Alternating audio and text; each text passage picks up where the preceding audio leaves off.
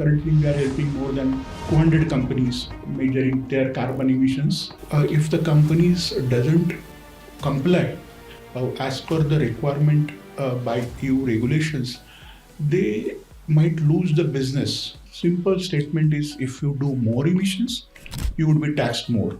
Because short term it is compliance, but long term it is going to cost them the business that they are doing with Europe.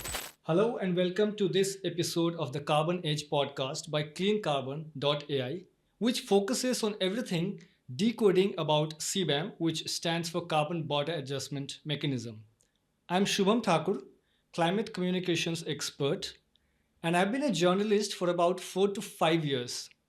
I've worked with Times Now, India Today, Logical Indian. I've interviewed multiple personalities from ministers to climate activists like Dia Mirza and many other people. And then I made a transition to this sector, which is climate and sustainability, which is booming and is actually very fascinating. So I've been in this sector for about 1.5 years.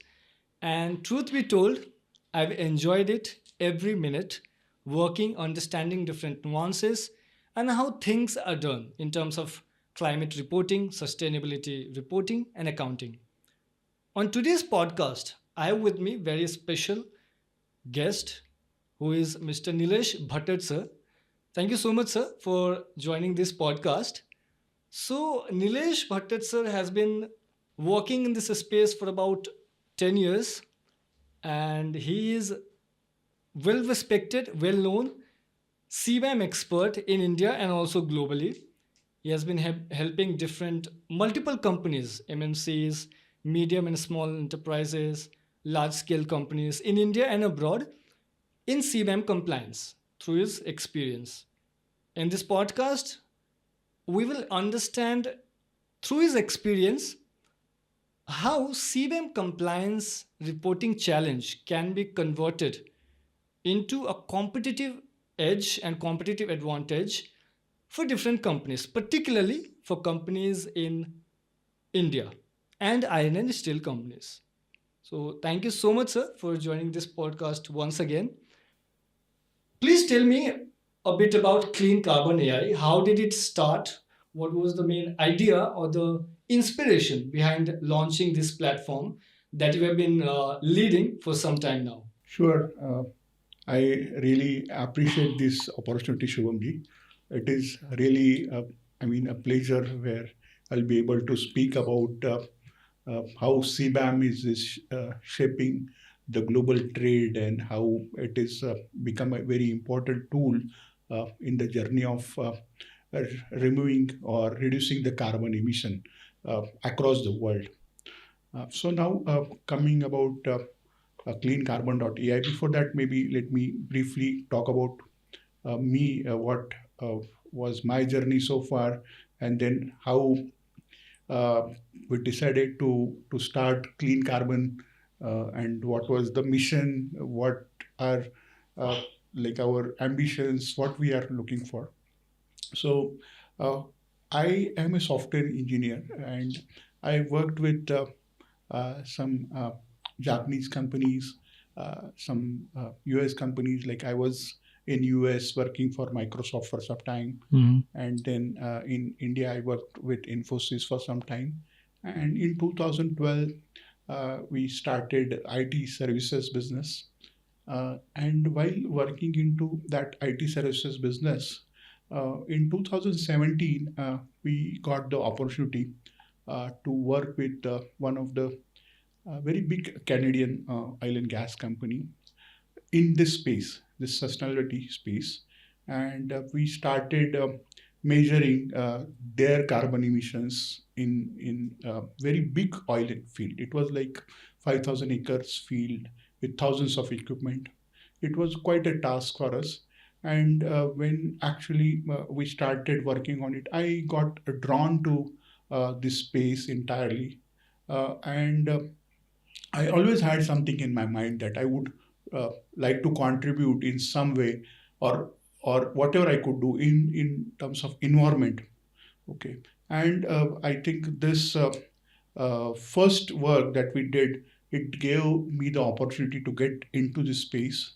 After working with this company, there were more than 50 plus companies in North American and Canadian region that we worked for measuring their carbon emissions. Uh, and there were taxes also in Canada, so we kind of understood how entire space works, how actually it is harmful, which is happening, this carbon emissions, or it is all gases. When we say carbon, it is just not carbon, but any harmful emissions which are happening due to industrialization. So that way, in 2017 onwards, I dedicated my time into this space. And till 2021, we worked with this uh, uh, Canadian company which was supporting this clients in Canada. And in 2022, we thought that maybe in India we should start this work, and that's how CleanCarbon.ai started. And the mission was very clear, to work with the companies to reduce the carbon emissions.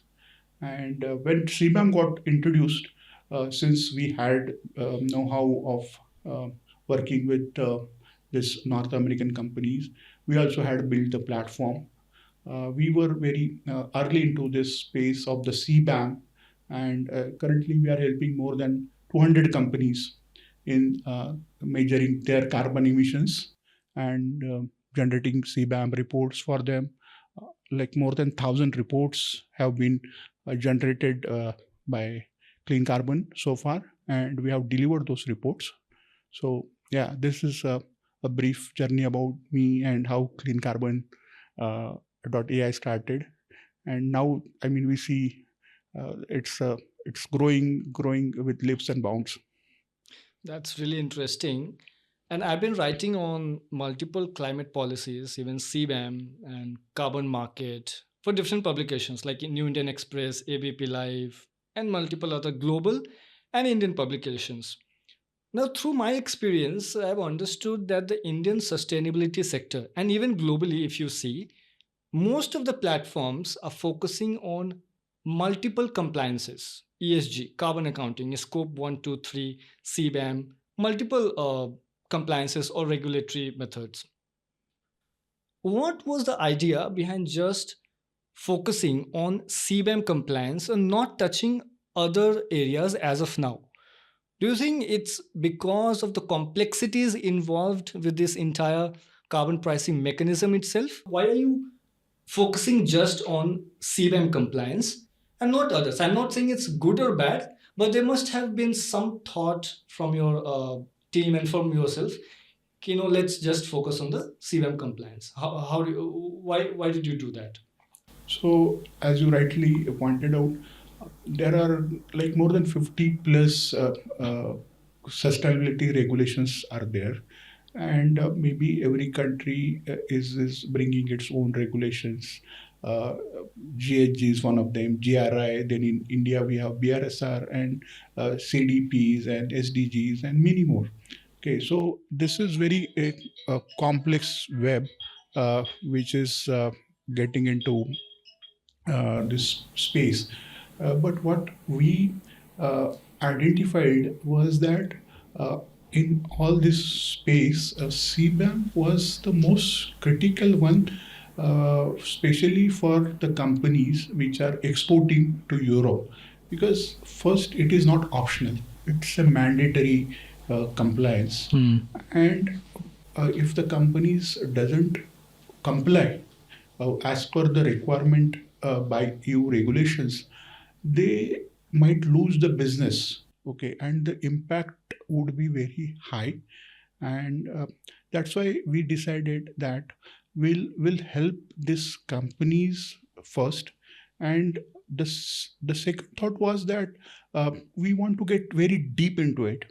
Okay, we want to understand very small nuances, because when we work with small or medium or large companies, every company has its own process, its own production challenges, its own mechanism of doing the compliance. And that's why we thought that just not compliance, but we'll do complete hand-holding. And that's where then it become very important that we become super specialist. So that's why the mission or the goal was very clear, that we will not get into any other area of sustainability, but stick to CBAM and be the world leader. So the vision was very clear, that become the best company in the world in CBAM. Okay, so that's why we decided to get into this specific niche in this sustainability space. CBAM is a very complicated policy actually, and although it is only in Europe, from European Union country, but you know that UK and other countries are also planning to come up with this. If I could ask you in layman's term, what is CBAM and who is going to be impacted the most in terms of companies and the sectors, and which geographical location, if I ask you globally? See, first let us understand what is CBAM. So it stands for Carbon Border Adjustment Mechanism. So what does this mean? Okay, so this is basically a policy which has been introduced by European Union, that if you are exporting into certain sectors, so we talk about iron and steel, then cement, uh, electricity, uh, or energy, then we have hydrogen and chemicals. So these are few sectors where these are most carbon intensive sectors.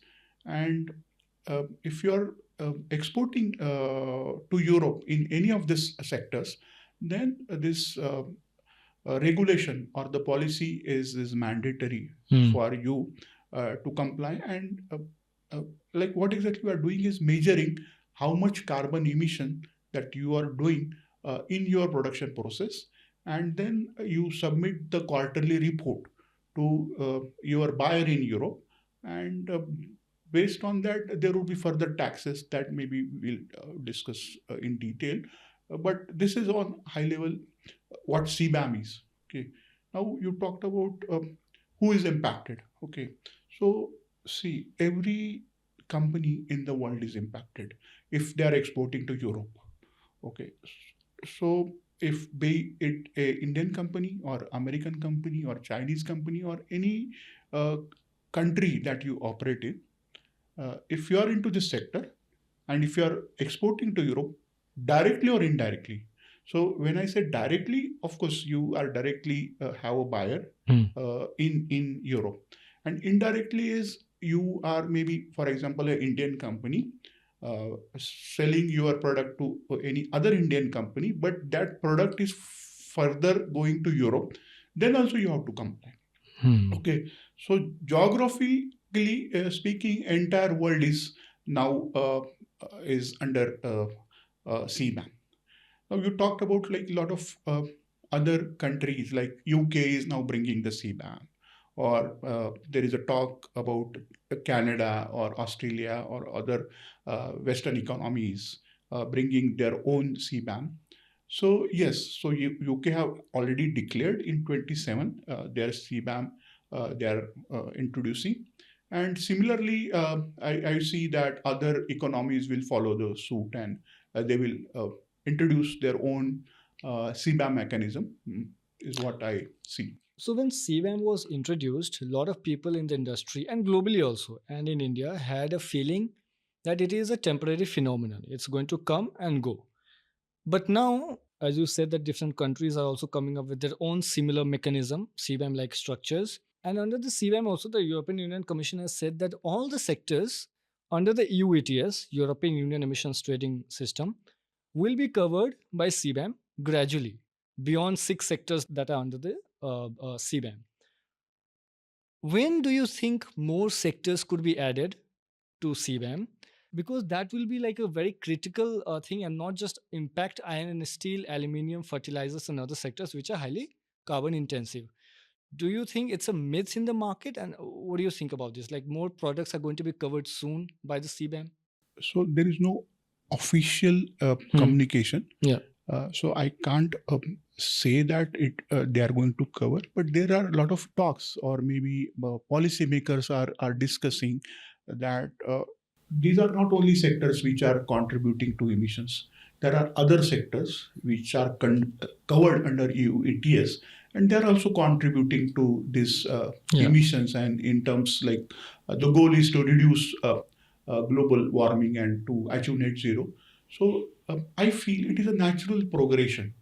Why they selected this sectors initially was these were the major sectors which are contributing more, but there are other sectors which is already covered under EU ETS, and they are also contributing to this emissions. And maybe down the line, once this six sectors that they have identified settles, once entire process is settled, then slowly you might bring up other Yeah. sectors as well. So, in your experience, how do you think CBAM reporting is reshaping not just global trade patterns, but selection of suppliers, selection of customers, and impacting companies' business performances, revenues, particularly for companies in India? This particularly links to the tax part. Yeah. Okay, so the simple statement is if you do more emissions, you would be taxed more, and if you would be taxed more, your product would be more costlier. So basically, country like India, we are dependent on energy source which is coming from coal. Okay, which is a majority of the contribution, and the emission level, the average emission level, if you consider sector like steel, it is 2.6 or 2.7 average emissions, which is quite high compared to the global benchmarks. So if country like South Korea, which is at very lower band, then country like Japan, which is also at lower band. Even China is now coming up with a lot of innovations in their production process, and they are also reducing their emissions considerably. So in that context, Indian products will become costlier for European market, and they will lose the edge. So that's why it is very critical for companies in India to look at it very seriously, the impact. Because short term it is compliance, but long term it is going to cost them the business that they are doing with Europe. Okay, so that's how I see it. So, you've been talking about carbon tax. Although it's not so clear who is going to pay the tax, obviously for the inaccurate report that you submit and higher the level of emissions, you will be paying higher amount of money to the European Union Commission. But who is going to be actually bearing the cost of the carbon tax, and how is it going to be calculated? Is it going to be the importer? Is it going to be the supplier? Or at the end of the day, the consumer who is buying the product? Well, see, this is very interesting question. First, let us understand the mechanism of the tax, how the tax work. Then will come who is going to bear that cost. Okay, so when we calculate tax, there are three factors majorly. One is your emission number. We call it as a specific embedded emission. Yeah. Multiplied by how much ton you are exporting, multiplied by carbon rate. Okay, so maybe currently carbon rate is around 85-90 euros. And if, for example, you are exporting 1,000 tons in a year, so multiply that with the 1,000 tons, and then multiply that with the specific embedded emission values, which would be basically how much more emission that you are doing above the benchmark. Okay, so with that, if you see overall impact would be around 8 to 12%, which is quite high. Specifically, I'm talking about Indian companies which are exporting to Europe. So 8 to 12% is it is going to eat up their entire margins, because companies operate around 15-20% of these margins, and if you're paying only 8 to 12% in taxes, it is going to impact your entire bottom line. Okay, and now the second question is who is going to pay?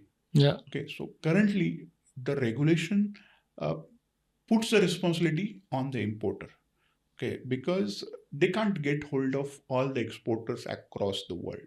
So that's why they are telling the importers in their specific countries that you pay this tax.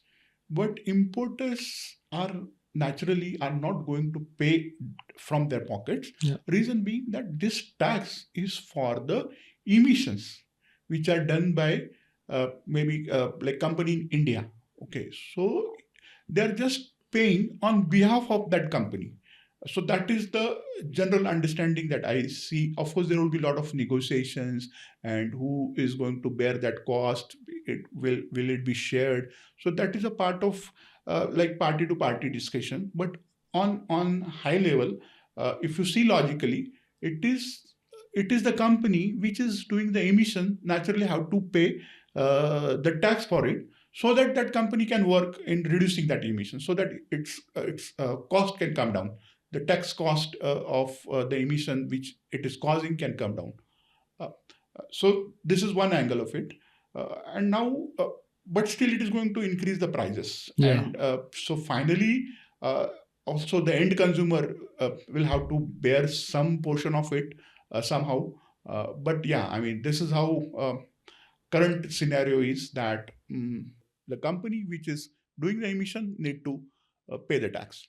So basically, it's going to inflate the prices for the consumers. Uh, well, ideally, I mean that could be the natural thing, because somebody has to finally pay for it.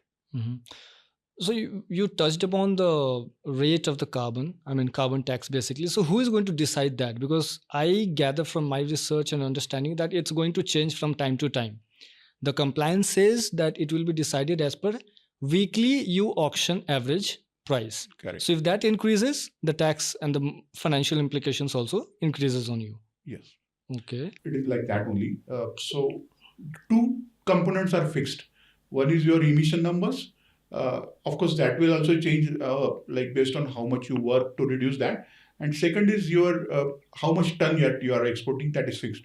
The price, the price is it will change. So currently it is 85 to 90 euros, but depending on the EU ETS systems and the weekly rates, it will change. It will vary, and it is projected that it will soon cross 100 euros, and it would be in the range of 100 to 150 euros in next 3 to 4 years.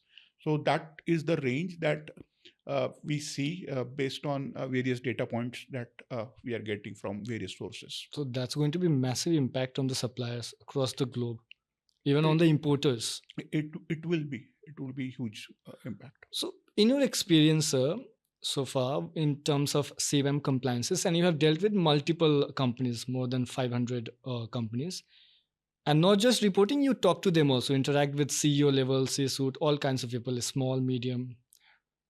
What has been, or what have been, rather, I should say, the biggest challenges by suppliers and importers when it comes to CBAM reporting? I mean, the challenges, let us talk about the importer side first. So, importer, it is very challenging for them to get the data from various suppliers, because like some of the companies will have 10, 20, 50, uh, maybe 100 suppliers across the world. Okay, and then they will also have in turn more suppliers. So uh, basically what CBAM tells is that your entire supply chain has to be covered. So this becomes very complex for any importer to get the data from their tier 1 suppliers, and then that tier 1 supplier has to get the data from tier 2 and tier 3 and so on. Okay, so that becomes a very complex web for this importers in Europe. Now, coming to the supplier side or maybe exporter side, I would say somebody in India. So for that company, first challenge is to know how, because that regulation is complex. That expertise is not available in the market easily. To build that expertise in house is also not very cost effective proposition for any small or medium company or even big company. And fourth important thing is even to do that, to get that data, the correct data points, it is a complex because there are very specific uh, uh, points which has been written in the policy that how do you calculate what should be the data points that needs to be considered. So that becomes challenging for somebody in India, which is a exporter, direct exporter. Now, second level of challenge for him is to get the data from his supplier. So, like, consider a company which is a big exporter, maybe somebody who's exporting tractors. Okay, and that company will have around 300, 400 suppliers. So first, that company need to calculate its own emissions in their own factories, and then now to get the data from these 300, 400 different suppliers, which will have different skill set, different capacities. They would not know. Some companies will be very small, like a traders.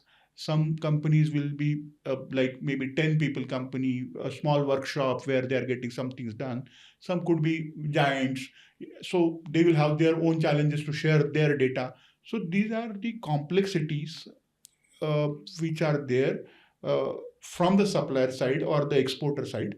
And there is no easy solution which is available in the market.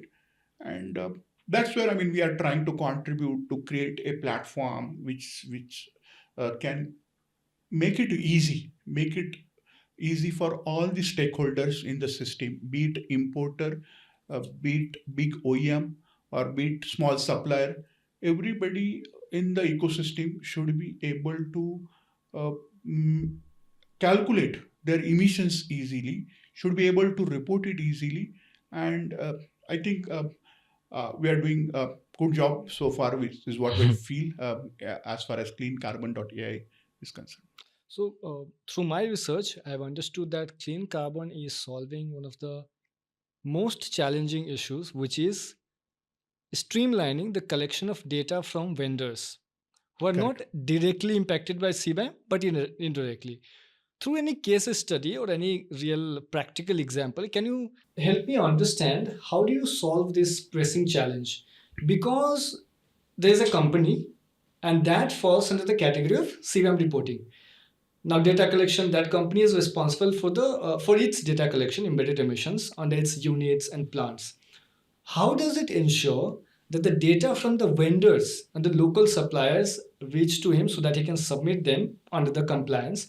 Because the vendor will say, "Hey, I do not fall under the CBAM reporting." How are you solving that challenge? Can you just elaborate with a case study? There are many case studies, but let me talk to one of the biggest company which we work with. Okay, so now this particular company, they had around 40,000 products. Okay, 40,000 products and 700 plus suppliers. And those suppliers were from multiple countries. So few hundred suppliers from India, few hundred from China. Then they were also importing from Vietnam and other geographies. So for them, it was such a huge work to even uh, get the data from so many suppliers. Then they have their internal systems, their bill of material systems to understand what are the materials, which are the suppliers which are responsible, then in a particular shipment in that particular quarter, which were the suppliers which were used. So it was a very big challenge for them and for us also to solve. And that's where we got very deeper into that. We we already had the platform which was built to handle the normal processes, or even the suppliers, which could be maybe up to 200, 300 suppliers. And we wanted a data in certain formats. But now here, this company had their own structures, own formats. Yeah. They had multiple softwares. So basically what we did was we customized this platform which was built for most of the companies for them, where we actually started taking bill of materials as input. and then we started processing automated CBAM report for all their parts. Okay, so like in last quarter, they had more than 6,000 parts which were exported. So we had to do 6,000 reports for them in that quarter. And the other part was to get the data from these 700 suppliers. So we automated that entire process so that we can enter the data for all those suppliers, their names, their email IDs, and then all the suppliers will get the access of the platform. They can submit the data for the products which is being supplied to this particular company which we were working on. And that's how we collected the data of all those 700 suppliers through this entire software automation that has been built for them. And then the next step was to automate this invoices with the data which is coming from all the suppliers. Okay, and we automated that piece as well with the billing part in their process. And I think it was quite a huge challenge, and we were able to deliver this entire solution and more than 10,000 reports for this particular customer in that quarter that we worked upon. So yeah, this was very interesting. So, truth be told, I have worked with other sustainability platforms also, but I don't think anyone else is solving this challenge of collecting data from the suppliers also. Now, you have solved this challenge as you demonstrated through the example, but how do you ensure that the data that has been put by the third party vendor is correct and that can be audited in the future? Because CBAM mandates that. How do you ensure that the data is correct? Right. No, yeah, this is very important point that the data accuracy is critical, especially small companies which are not aware about the CBAM. How do they enter the data first? So we do complete handholding for them. It is not like we just give the platform and you enter the data. We train them. If required, we train them on video calls, phone calls. We do visit if needed, and make sure that they understand what is the data points that are needed. Okay, so that is first. Now second thing is whatever data that they are entering, we get the required bills. So for example, if they need to enter the raw material data, so we ask them to upload. So we have made the provision in the platform itself that they have to upload the bills for the raw materials which they are using. They need to upload their material test certificates. They need to upload the electricity bill for that quarter where we are actually generating the CBAM report. So all the required data points which they are submitting, we get the corresponding data which can be verified and authenticated, and then only we further proceed for the report generation. Okay, so this step is very critical, considering that audit might happen from the next year, because taxes are going to start, and definitely you is going to audit your numbers. And with all these provisions that we have made in the platform, okay, that becomes very easy for us to make sure that the data is correct, it is auditable, and it is traceable. So you have created an ecosystem of not just CBAM reporting for the supplier, but for the vendors also. And I think you are also maintaining trail because you need evidence in terms of ensuring the data auditability and credibility, because that is going to play immense role in CBAM compliance, accurate CBAM compliance. Now there have been trend that importers are also going for suppliers that have clean production methods. Even suppliers here in India are choosing vendors that are serious about sustainability reporting, because it's not just CBAM, but globally, if you see, the sustainability sector itself is changing, and there are multiple compliances. And investors, shareholders, even consumers are preferring any brand, any company that are climate conscious. How serious is this challenge, or rather, I should say, a shift in terms of CBAM compliance? Are importers actually going for suppliers that have cleaner production methods? Here in India, also, are suppliers choosing and changing the methods of choosing the vendors? on the basis of carbon emission record that the vendor has. Shubhamji, that is the whole point, right? Whenever any company which is supplying to you, if they are doing more emissions, they are not greener, it is going to cost you more. Yeah. Okay, so as a business, it is very natural for me to see that which is the vendor or which is the company which can supply the same quality product, which is greener, which will cost me less. So now, how do they can do that? Like for example, the customers that we are helping, we are now getting the data. Okay, we are doing the analysis, the deep analysis for all the data that we are gathering from all the suppliers which are supplying. And now we have a very deep down analysis of each supplier on their emissions. So we know that, okay, for example, supplier A, which is supplying fasteners, his emissions numbers are, for example, say 2.8.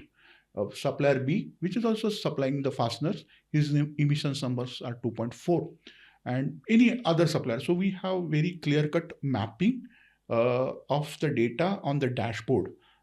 And then basically, as a company, I can drill down what are the methods which are being followed by all these suppliers. Can I talk to them and can work out with them that can they work with the alternative sources to reduce their emissions, which will in turn help me to reduce my cost of that product. Okay. So I think this shift is happening, and it is going to happen quite fast once the real numbers of the tax is going to pinch in, and it is going to give the impact on my bottom line. I will be very, very conscious to select the suppliers based on how greener they are, how much product that they are giving to me are into this green zone category. Tax has not started yet. I mean, they're going to start. When do you think this tax is going to be applicable for importers and the suppliers under the CBAM? By when they could see financial impacts, like in real time, on their operations and the company? Well, I think the documentation clearly specifies that the tax calculation is going to start from January 26. Okay, just in the next few months. Yes, in next few months. Now with the Omnibus in picture, they have given the relaxation that this tax, which is applicable to them, can be paid in 27. Okay, but the calculation remains, the tax remains. Only thing is that you have a option to pay it later. So that's how it is. So a lot of people also have some confusion about Omnibus package, and they believe that it has weakened CBAM itself, which I personally don't think. It's just some more time for businesses to adapt to CBAM and fall in that ecosystem or create the facilities, infrastructure to be able to completely comply with CBAM. What do you think about it? What are your views on the Omnibus package? Is it just giving suppliers and the importers more time, or do you think it's actually weakened? Well, there are two perspectives or two angles to look at it. One is the importer angle, or the European, if you are a European company which is importing from maybe across the world in these sectors. So from their point of view, they have reduced the like 90% of the companies for the compliance. So how exactly it is impacted? That, for example, if you are importing less than 50 ton in Europe, then you don't have to comply, because the major contribution or the major emissions are the big 10% importers where they need to comply. So this is the importer angle, which I think it doesn't weaken it, but it's kind of a make it simpler, that not every small company which is importing maybe less than maybe a few tons, they need to comply. Okay. And from the suppliers, from the exporter angle, export angle, nothing is changed. So if you see from India, from Indian point of view, you are exporting maybe 10 ton only, which is less than 50 ton, but your importer is importing more than 50 ton uh, from maybe multiple suppliers. So for example, he's taking 10 tons from you, maybe 20 ton from somebody else, Yeah. 50 ton from somebody else. So for him, the import is more than 50 ton, and that's why he's going to ask you the CBAM. So even if your export is only 10 ton or 5 ton annually, still you are under the compliance, and you have to make sure that you actually measure your emissions and report them. Okay. And under this 50 ton, also under the omnibus package that you have explained, sir, is it temporary phenomenon or it's going to be like this only under the evolving CBAM landscape, if I could ask you? Well, I mean, there is no official documentation or official comments from the policymakers that whether it's a temporary or they are going to extend it. So, I mean, I think time will tell once this is settling, and once it settles, once they start understanding how entire mechanism is working. Based on that, they might decide, but there is no official communication or documentation which says that whether it's a temporary or long term. India specific challenges of the CBAM. We do not have robust reporting infrastructure. We lack systems for data collection and then again data accuracy. How do you think, in your experience, we can solve this challenge with the help of technology, particularly for CBAM? Right. Of course, technology is going to play very important role in this, because if you start doing it manually, if you want to get the data manually, then generate the report manually, it is so complex that basically it will take a lot of your time, expertise, cost. So, like what Clean Carbon does is automate this entire process and make it very easy to get the operations data. We validate and verify that operations data using software, and again generate the report using the software platform, and again validate and verify that report. Currently, we are doing that verification and validation manually, but with the help of AI, we'll do that validation and verification also with the software. Okay, so that is how it is going to reduce the cost of actually implementing that compliance, and making sure that that compliance reaches to all the impacted parties. So specifically, we have 20,000 plus companies in steel sector. We have 8,000 plus companies in aluminium sector, and these companies would definitely need some technology to make their job and life easier. So, with the help of dashboard or your software, Clean Carbon AI, are you or will you be able to establish the financial implications of late or inaccurate or no CBAM reporting by any company in India?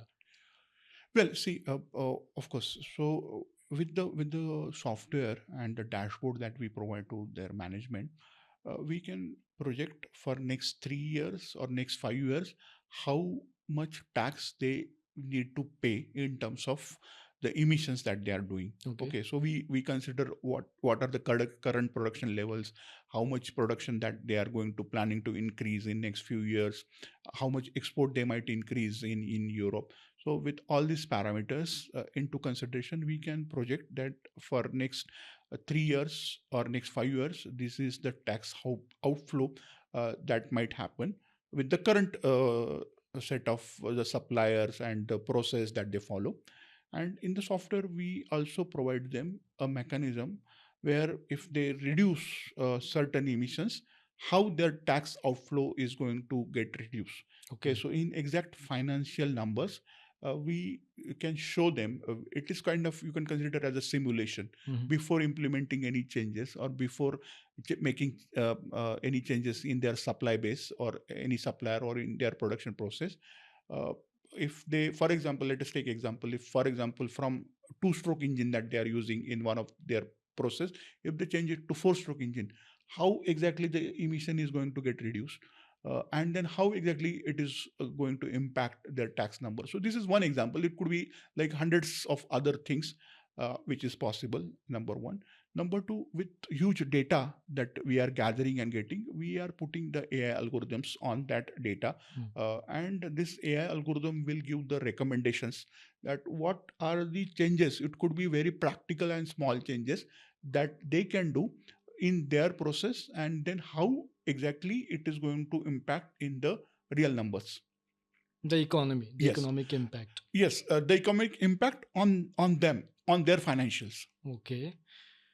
If I were to ask you, what could be done to ensure that the company or the supplier, particularly suppliers, and I will not bring importers here, although it affects them, to ensure that they continue to not just maintain the competitive edge in the European market, but also expand their business? Is it early CBAM reporting? Is it accurate CBAM reporting? Or is it maintaining data accuracy?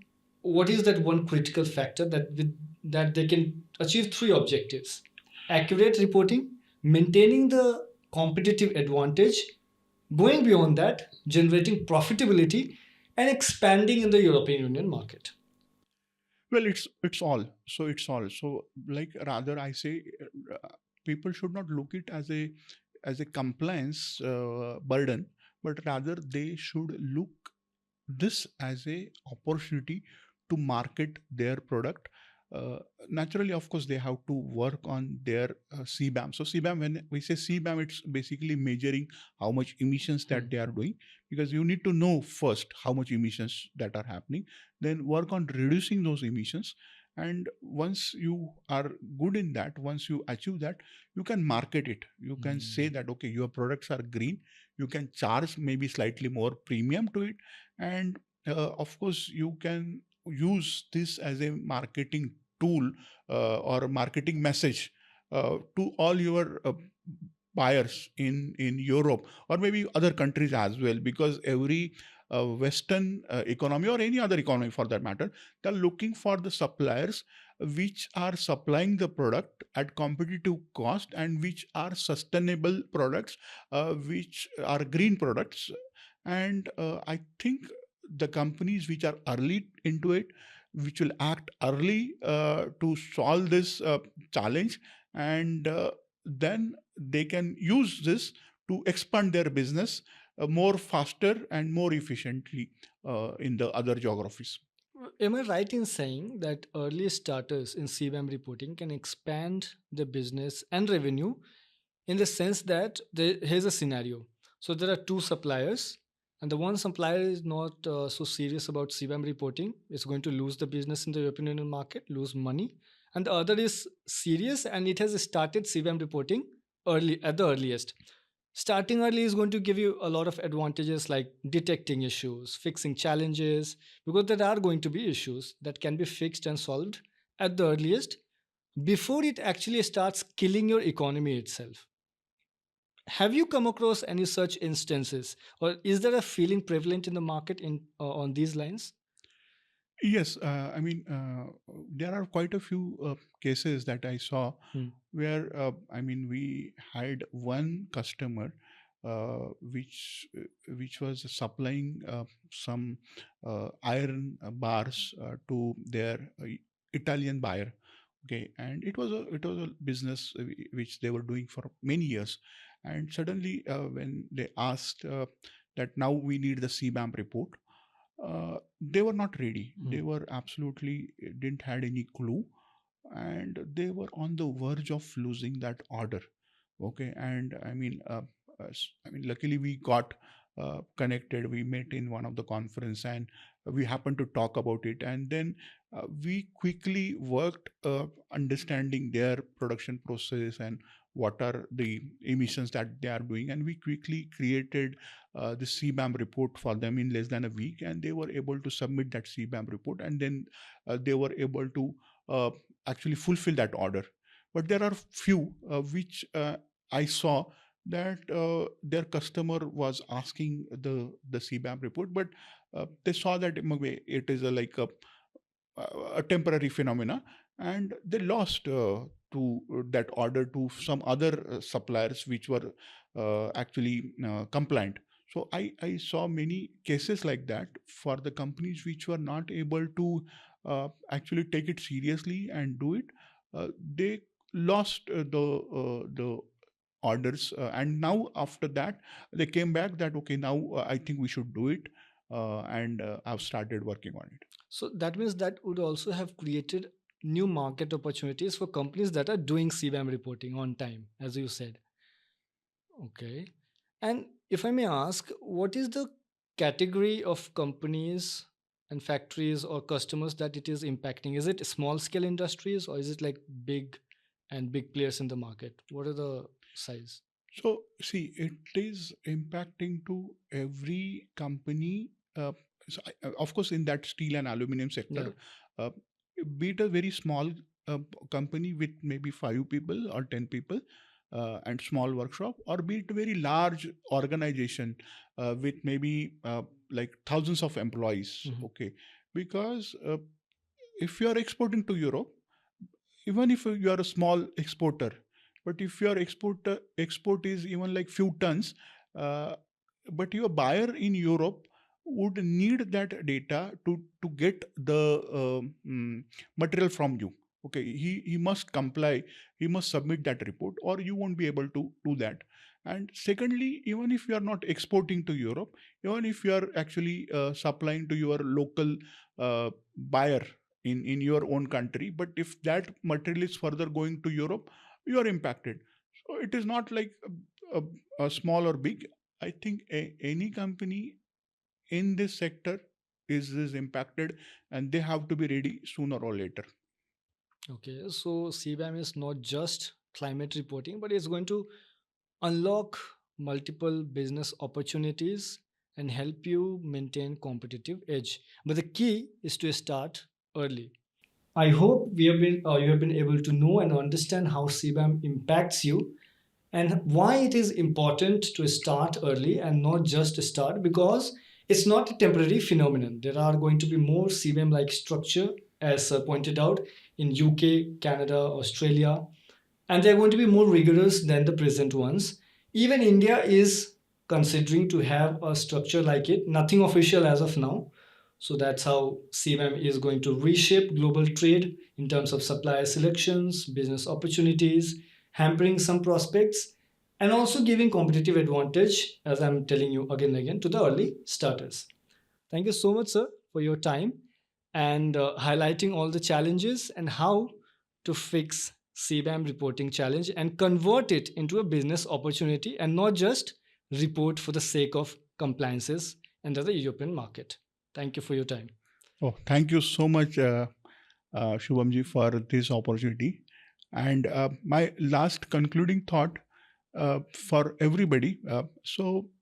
Look at the bigger objective or bigger goal, which is reducing the overall emissions and make this earth more livable for us and our future generations. So I understand this is like one tool or one mechanism or one policy we are talking about, uh, but ideally we everybody can contribute in doing our part, so that there is a greener earth or a more better place for all our future generation uh, in long run. Exactly.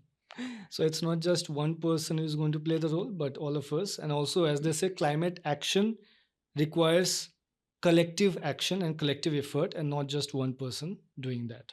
Thank you so much, sir. Thank you so much, viewers, for watching this podcast. I hope you have gained a lot of information and we have been able to add up to your knowledge base. Thank you so much. Thank you.